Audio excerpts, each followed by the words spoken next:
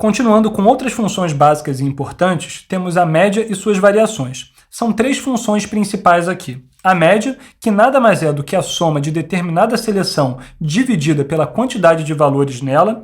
A moda, que é o número que ocorre mais vezes em um determinado intervalo. E a mediana, que é o valor do meio de determinada seleção.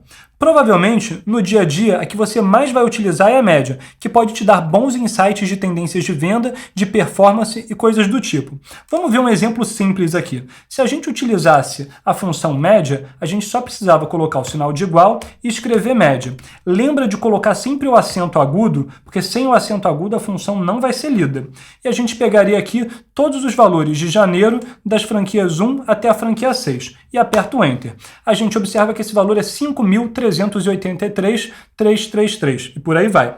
Se a gente fosse tirar a prova dos 9, a gente poderia simplesmente aqui no mês de janeiro utilizar a função autossoma, nesse caso automédia, para achar 5.383 de média para o mês de janeiro.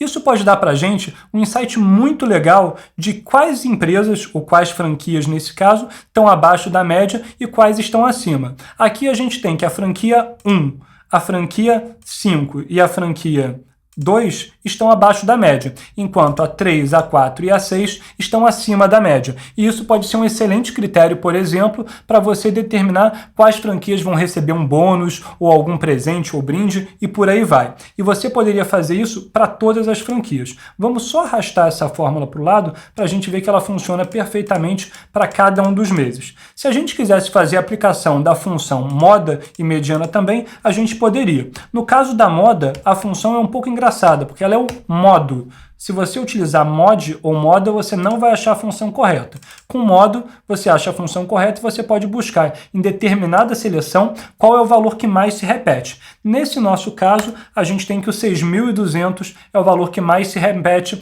para a franquia 1 entre janeiro e dezembro. E no caso da mediana, a gente também poderia fazer, é só a gente colocar o sinal de igual e fazer uma seleção aqui de mediana. No caso da mediana, você só escreve a função med, MED, abre parênteses e você vai ver qual é o valor da mediana. O valor da mediana é o valor que está exatamente no meio da sua seleção. Nesse nosso caso, você observa que a gente não tem 5.600 na nossa seleção. E por que aconteceu isso? Porque 5.600 é o valor somado de 5.000 com 6.200 dividido por 2, já que a gente tem aqui uma seleção de números pares. Se a gente tivesse uma seleção de números ímpares, ele me daria exatamente o valor que está lá no meio.